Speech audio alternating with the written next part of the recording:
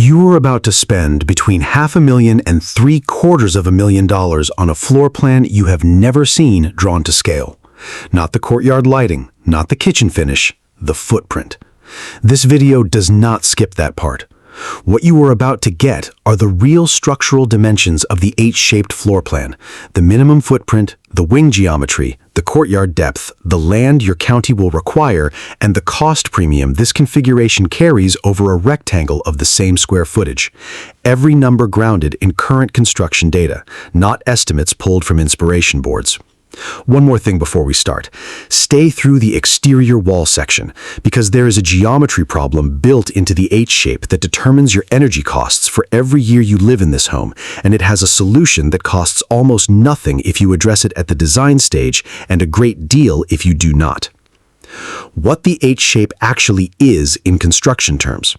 An H-shaped barndominium is 3 connected structural sections, 2 parallel wings, the vertical bars of the letter H, and a central connecting bridge running perpendicular between them. That bridge is where your main living space lives, the great room, kitchen, and dining area. The 2 wings carry your private spaces, bedrooms, bathrooms, and any secondary living zones. The result on both sides of the bridge is a sheltered courtyard, open at the front and rear, enclosed on 3 sides by the structure itself. That 3-sided enclosure is the functional promise of the H-shape. A courtyard protected from wind on 3 sides is usable outdoor space on days and in weather that an exposed porch cannot handle. That is the design. Now the numbers. The minimum footprint. The smallest H-shaped barndominium that delivers the privacy separation and courtyard functionality the design actually promises requires the following minimum dimensions. Each wing, 24 feet wide, 60 feet long.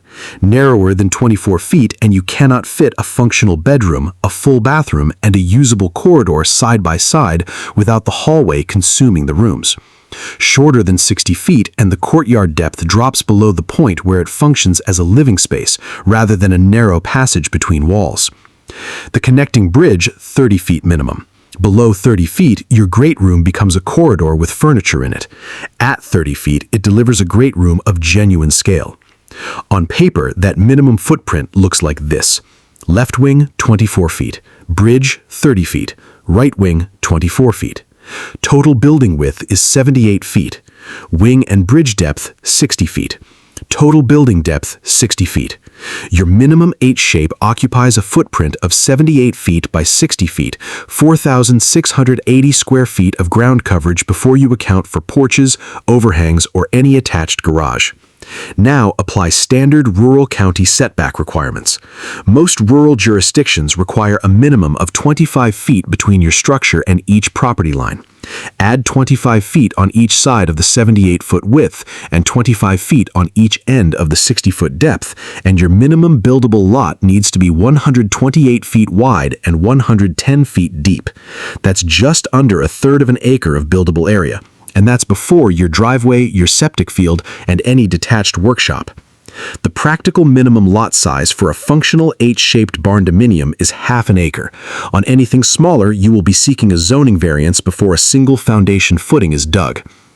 The 2 courtyards this minimum footprint creates each measure 30 feet wide by 30 feet deep, 900 square feet of sheltered outdoor space per courtyard. That's workable, but just. A 30 by 30 foot courtyard can hold an outdoor dining set and a grill.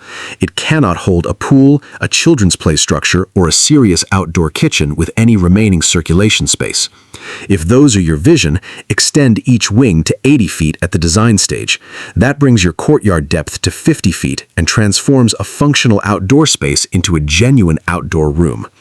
This is the first dimension decision that follows you for as long as you own this home. Courtyard depth costs nothing to increase at the planning stage. It costs everything to fix after the concrete is poured. The Wilson 2, 4,484 square feet. The most well-documented production H-shaped barndominium floor plan currently available is the Wilson 2 from the Barndominium Company. At approximately 4,500 square feet, the exact documented figure is 4,484. It is a 4-bedroom, 4.5-bathroom design built entirely around the H configuration. Here's how the layout works. The left wing carries 2 bedrooms. Each bedroom has its own private bathroom. Between them sits a flex room, a dedicated space that functions as a media room, home office, or playroom without pulling square footage from either bedroom on either side of it. The right wing carries the owner's suite and a 3rd bedroom. The owner's suite includes a walk-in closet with a direct connection to the laundry and mudroom. That connection is one of the most practical circulation decisions in the entire floor plan. Coming in from the garage, you reach the mudroom first, the laundry second, and the owner's suite third, without passing through a single shared living space. For a family with children, working animals, or an active outdoor lifestyle, that sequence of rooms is more valuable in daily life than any feature on the exterior. The central bridge carries the great room with a vaulted ceiling, the kitchen, and the dining area. A feature unique to this plan is what the designer calls a smuggler's pantry, a concealed storage space behind the kitchen while keeping the visual openness of the great room intact while providing substantial pantry capacity. Most great rooms in floor plans this size look stunning in photos and fall apart the moment a family actually moves in. Surfaces covered, storage visible from every angle. The smuggler's pantry solves that problem architecturally rather than asking the homeowner to solve it with discipline. A pass-through kitchen window bar opens the kitchen to the courtyard-facing porch for outdoor entertaining. Both porches, front courtyard and rear courtyard, are fully covered and square off the H on each side. The Wilson II sits on a footprint of approximately 108 feet wide by 70 feet deep. Minimum buildable lot with standard setbacks, 3/4 of an acre. The Wilson I, 4,300 square feet, different geometry. The Wilson I is the designer's alternative H configuration at 4,300 square feet, smaller in total area but different in how the bedrooms are distributed, and important to understand because it solves a problem the Wilson II does not. Where the Wilson II places 1 bedroom in each wing alongside the owner's suite, the Wilson I places 4 bedrooms in one wing and the owner's suite alone in the other. 4 bedrooms in a single wing means every child's bedroom, every guest room, and every secondary sleeping space is on the same side of the H. The owner's suite occupies the opposite wing entirely, acoustically and physically separated from every other bedroom in the house by the full width of the bridge. That separation is what the Wilson I delivers that the Wilson II does not. In a household where the owner's suite needs to be genuinely private, not just down a hallway but on a separate wing, the Wilson I's geometry provides that without requiring a 2-story build. The 4 bedrooms in the left wing share 2 Jack and Jill style bathrooms, pairs of bedrooms sharing a bathroom between them. The owner's suite in the right wing has its own bathroom and its own walk-in closet connected to the laundry and mudroom, identical to the Wilson II. Think about what that means in practice. It is 11 p.m. The owner's suite is on the right wing. The 4 bedrooms, teenagers, whoever is in the house that night, are on the left wing. Between them is the full width of the great room, the kitchen. There is no shared wall. There is no common hallway. There is an entire section of building. That is not a privacy feature. That is a different way of living. The Wilson I uses intersecting gable rooflines rather than the Wilson II's single gable. That roofline complexity means higher construction cost in most markets. If budget is a constraint, the Wilson II's single gable delivers the same H-shaped floor plan at lower structural cost. If acoustic separation between the owner's suite and every other bedroom in the house is the priority, the Wilson I's wing distribution earns the additional cost. At 4,300 square feet, the Wilson I sits on a comparable footprint to the Wilson II. Same land requirement, 3/4 of an acre minimum buildable area. The exterior wall problem and the 3-part solution. Here is the dimension that doesn't appear on any floor plan but determines your monthly energy costs more than any other single number in the entire design. Perimeter. A 4,000 square foot rectangle Barndominium measuring 80 by 50 feet has a building perimeter of 260 linear feet. An H-shaped barndominium of equivalent square footage with its 2 wings, connecting bridge, and 4 interior courtyard-facing wall sections has a building perimeter of approximately 380 to 420 linear feet. That is 45 to 60% more exterior wall surface area than a rectangle delivering the same interior square footage. In a steel frame structure, every linear foot of that additional perimeter is a surface through which heat transfers directly. Steel conducts temperature, it does not resist it. Without correct insulation, a larger perimeter doesn't just mean a larger heating and cooling bill, it means a building that cannot be made comfortable regardless of how large the HVAC system is. This is not a design flaw, it is a physics reality that the H-shape carries as a consequence of its geometry. And it has 3 specific solutions that, applied at the design stage, eliminate the problem entirely. First, closed-cell spray foam on every exterior surface without exception. Not fiberglass bats, not open-cell foam, closed-cell, which achieves R6 to R7 per inch and creates a complete vapor barrier in the same application. A Texas barndominium owner documented a 40% reduction in her heating bills after switching from fiberglass to closed-cell foam. And her building was a standard rectangle, not an H-shape with its expanded perimeter. On an H-shape, the thermal exposure is 45 to 60% greater. The insulation decision is not minor. It is the difference between a home that performs and one that drains your bank account every single month. Second, orient the building so its long axis runs east to west. This positions the 2 open courtyard faces towards the north and south, which reduces direct solar load on the glass-heavy courtyard walls during the peak sun hours of the day. Building orientation costs nothing to get right and nothing to get wrong until the first summer energy bill arrives.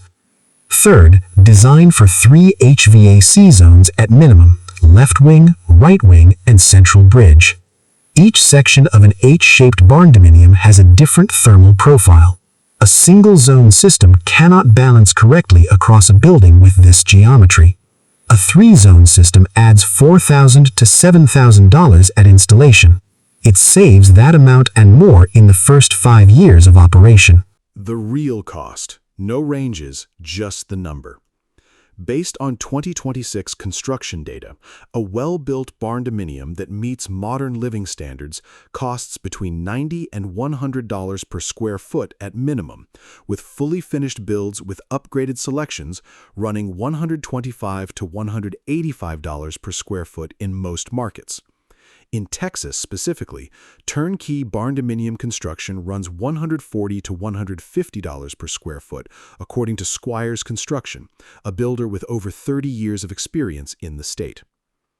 The H-shape carries a cost premium over a rectangle of equivalent square footage for 3 documented reasons. The expanded exterior wall perimeter, 45 to 60% more than a rectangle, means more steel framing, more siding, more insulation material and labor, and more roofline transition work at the interior corners of the H. That structural premium adds approximately 8 to 14% to the base construction cost over a comparable rectangle build.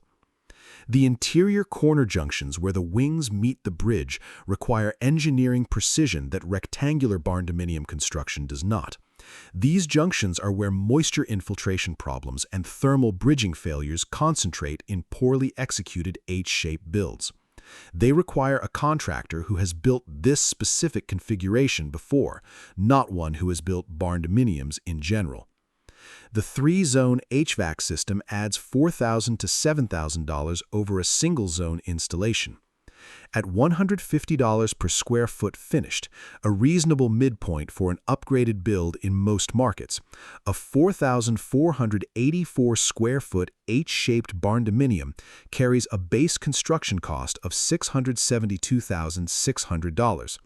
Apply the 10% structural premium for the H configuration, and that number becomes $739,860. Call it $740,000. That is the number before land, before site development, before the 20 to 25% contingency buffer that every build at this scale requires.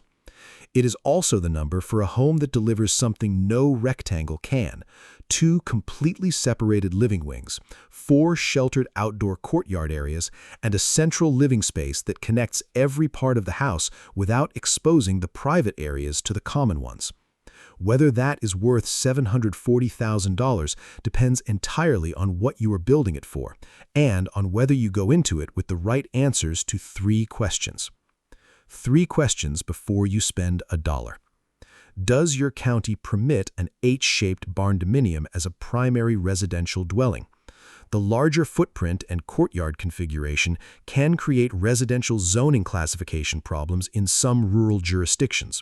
Call the county zoning office before purchasing the land. That call costs nothing. The alternative costs everything.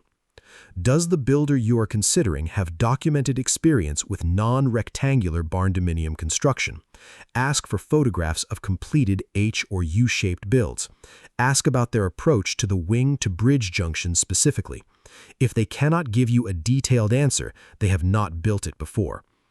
Is the full closed-cell spray foam requirement budgeted as a fixed line item? Across an H-shape's expanded exterior wall surface, closed-cell spray foam runs $18,000 to $35,000 depending on building size and climate zone. It is not optional. It is not an upgrade. It is the decision that determines whether your energy costs are manageable or punishing for every year you live in this house. You came into this video about to spend between $500,000 and $750,000 on a floor plan you had never seen drawn to scale. You now have the scale, the minimum footprint, the wing geometry, the courtyard depth that separates a living space from a light well, the land requirement, the perimeter problem and its 3 solutions, the cost, all the way to the final number with the H-shape premium applied. What you do with those numbers is the only decision that matters now. Subscribe, because the next video goes inside the actual monthly energy bills of H-shaped barndominium owners across 4 climate zones, with the exact insulation specifications and HVAC configurations they used. That video answers the question this one raised.